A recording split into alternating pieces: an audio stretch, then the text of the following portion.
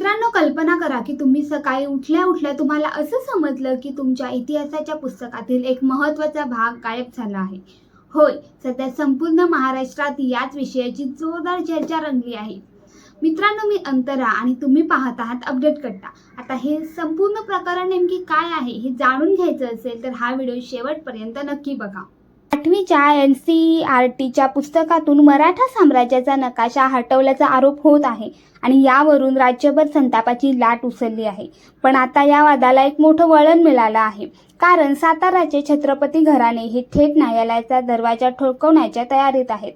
मित्रांनो, नेमकं असं काय घडलं? तर मिळालेल्या माहितीनुसार NCERTच्या नवीन अभ्यासक्रमात मराठा साम्राज्याचा नकाशा वगळण्यात आल्याचा दावा करण्यात आला आहे.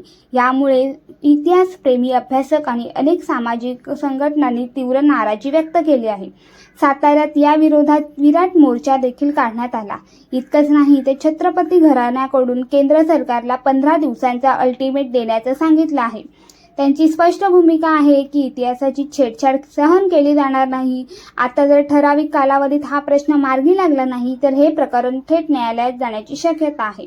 मात्र दुसरीकडे काही जणांचा दावा आहे की अभ्यासक्रमात बदल करताना काही विषयांची पुनर्रचना करण्यात आली आहे आणि यामागे कोणताही राजकीय हेतू नाही.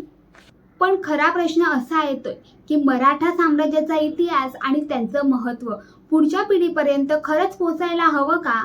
तुम्हाला या संपूर्ण प्रकरणाबद्दल काय वाटतं? तुमचं मत कमेंटमध्ये जरूर कळवा आणि अशाच महत्त्वाच्या अपडेटसाठी आमच्यासोबत जोडून राहा.